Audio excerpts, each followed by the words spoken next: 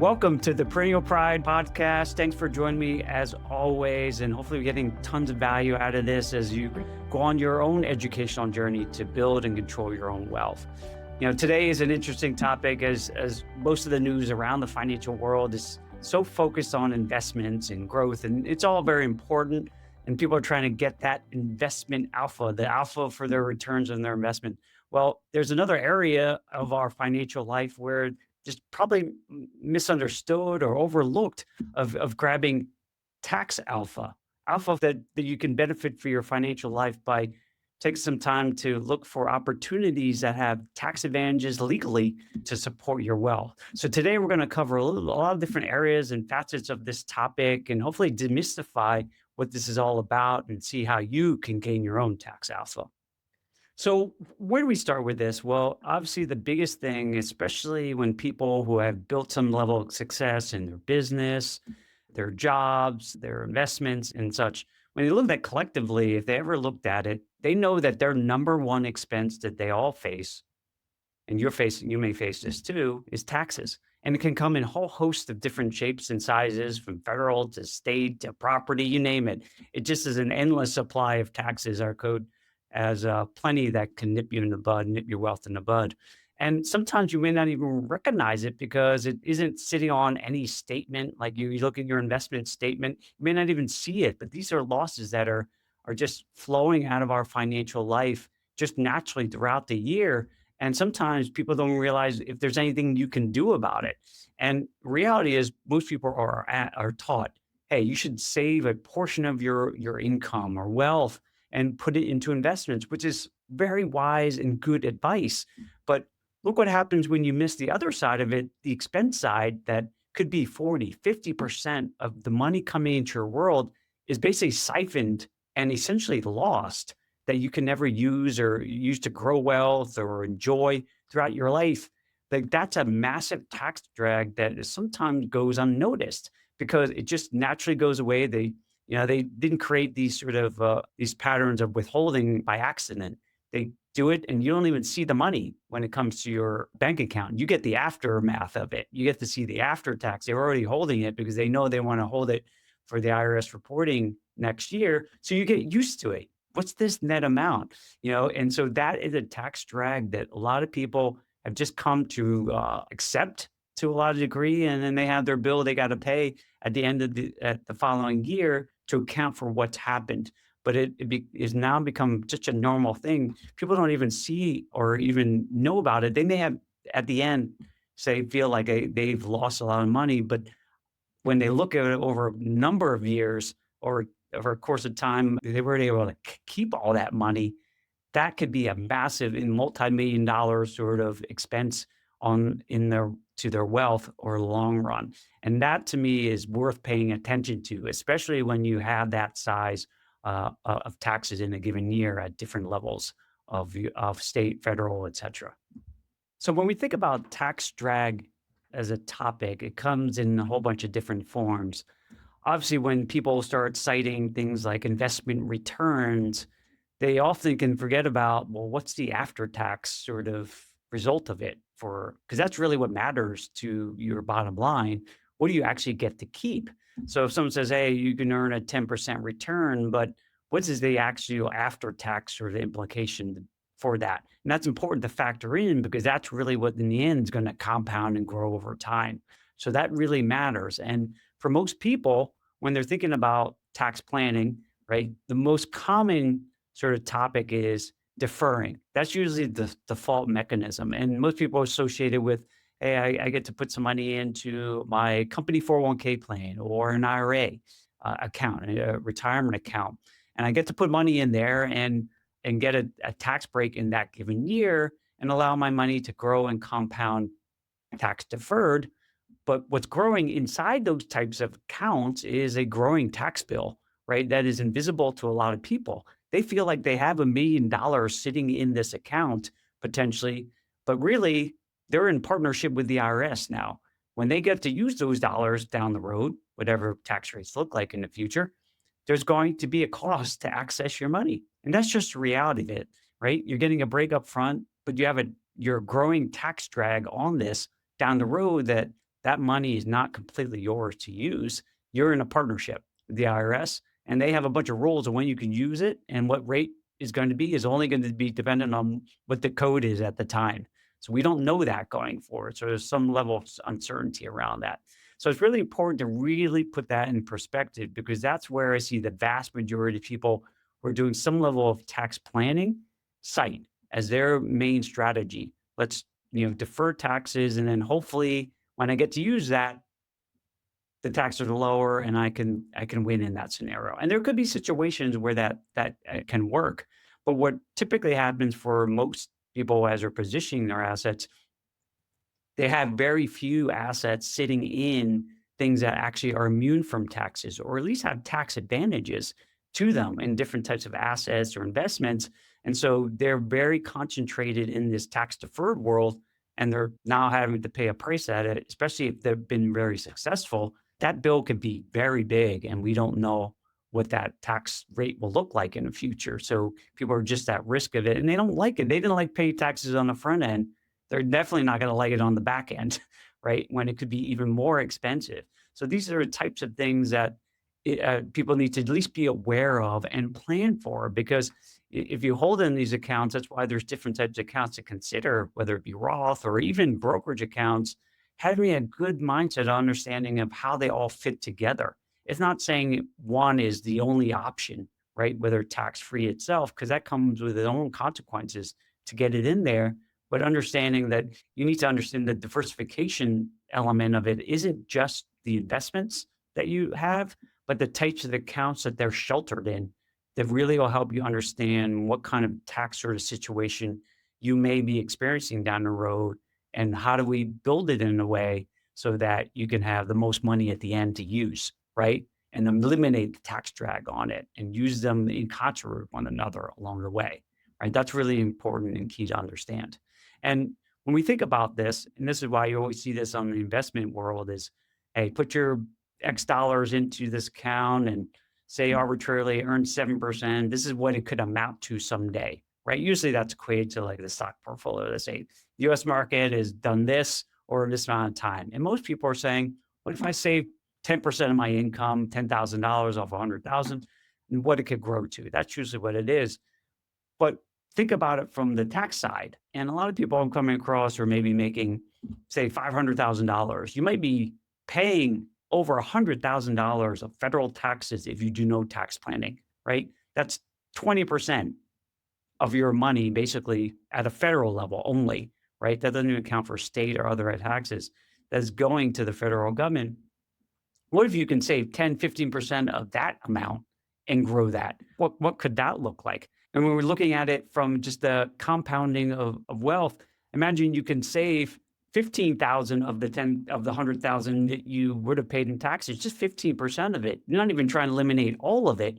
You allow that to you save that every year for 30 years can compound to well over 1.4 million dollars, earning 7%. And imagine if you could shave $40,000 off your $100,000 bill, right? That could be massive wealth built over time. And that's the power of compounding, but doing consistently over time into something and hopefully deploying it in things that are already tax advantaged too. I wouldn't want to save taxes on somewhere and then deploy it into other things that are going to be taxable again. Let's try to do that once as possible, right? Get taxed once, you put it into something tax free, and then hopefully you'll have more wealth that's after tax net. So it's just a combination, just a different way of thinking about it because the opportunity cost for paying taxes unnecessarily can be massive if you've, consistently doing that over time.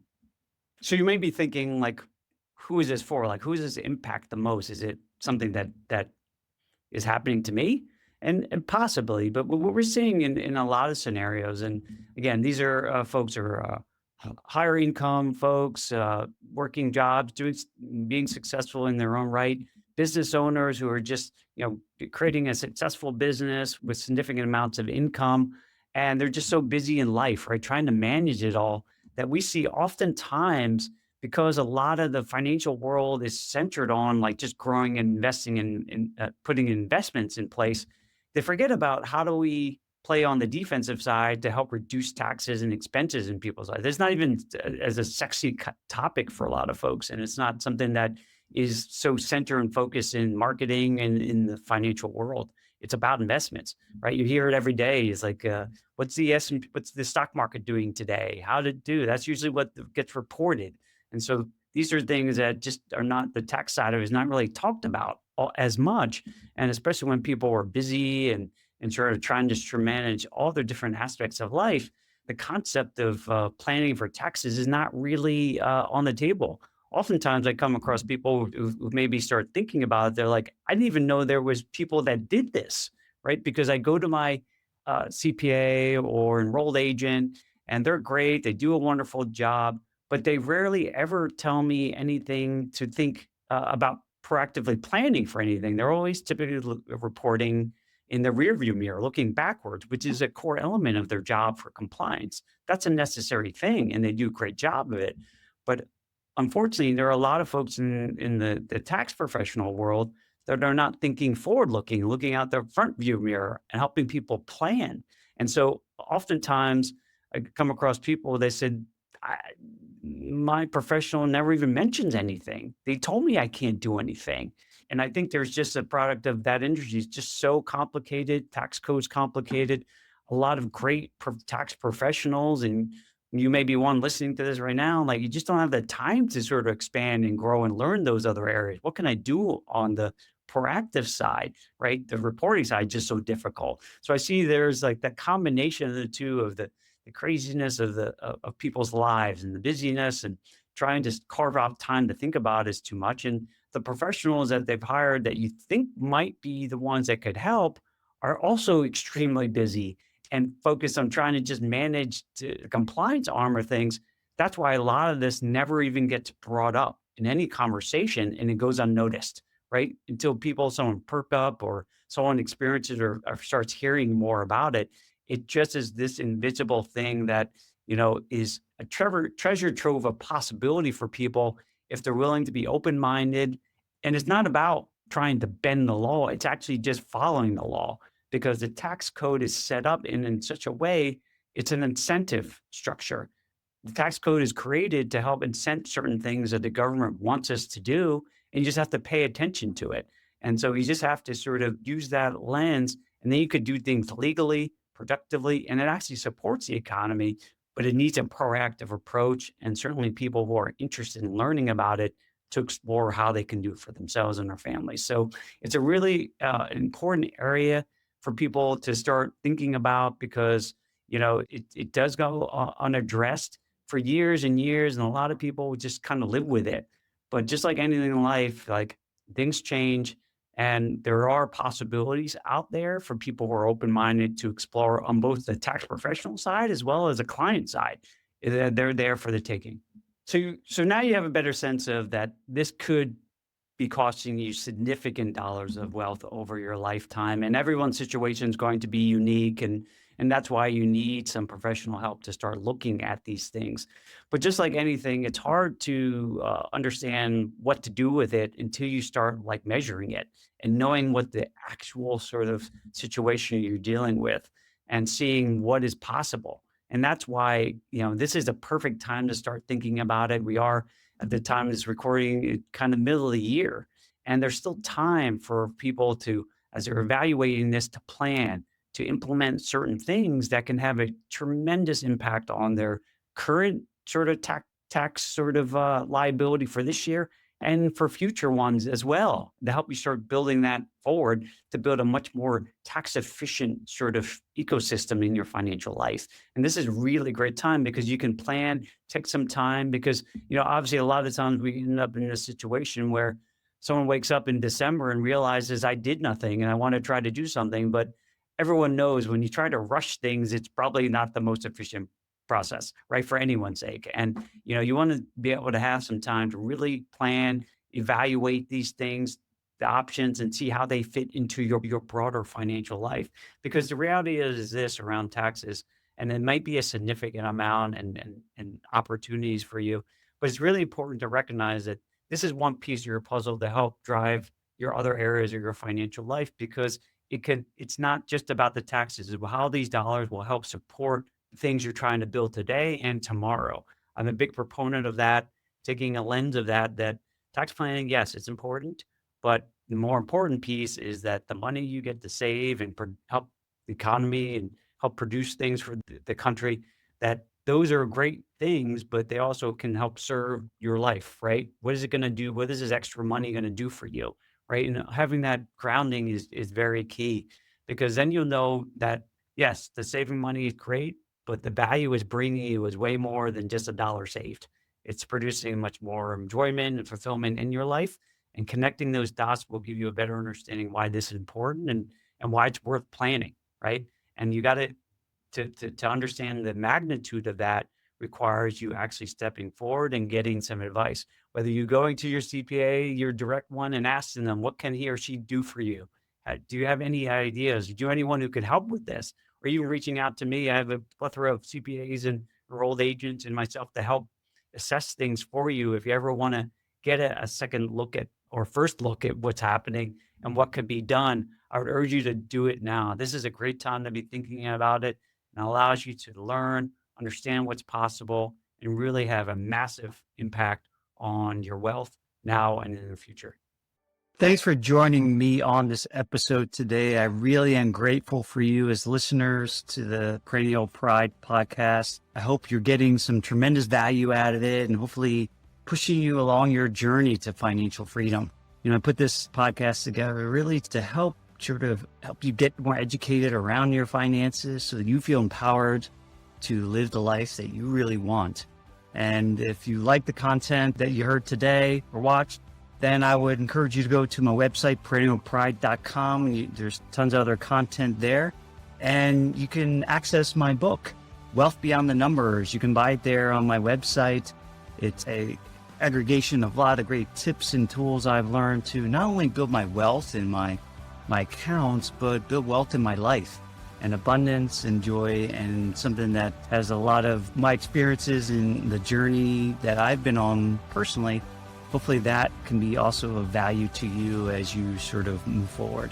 So thanks again for being a Perennial Pride listener, and we'll see you on the next episode.